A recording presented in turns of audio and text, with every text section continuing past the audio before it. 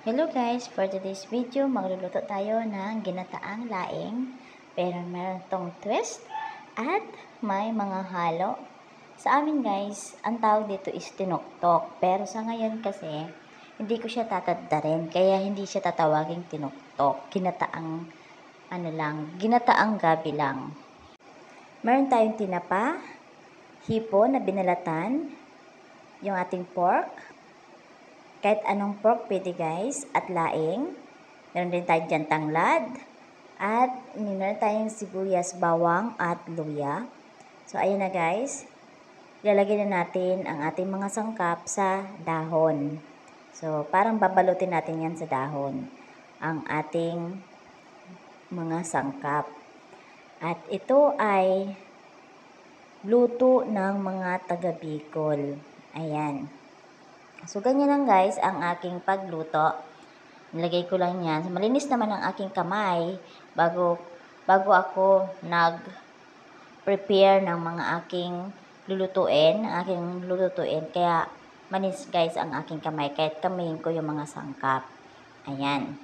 So, pinaghalo-halo ko na yan. At, ibabalot natin. Ganyan lang yan ang pagbalot.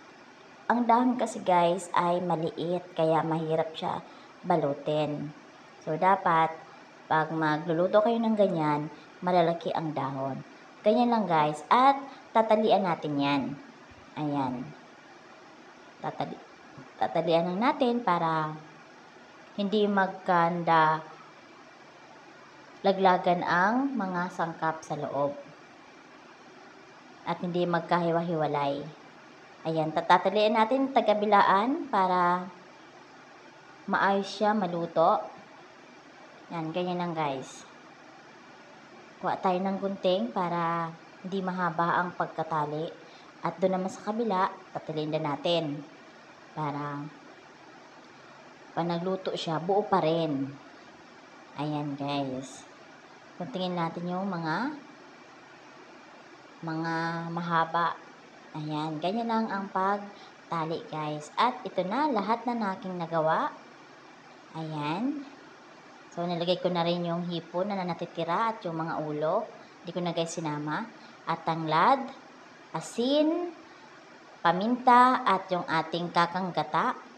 Yung ginamit ko guys, yung nasa inkan. So, pwede naman inkan or feeling fresh.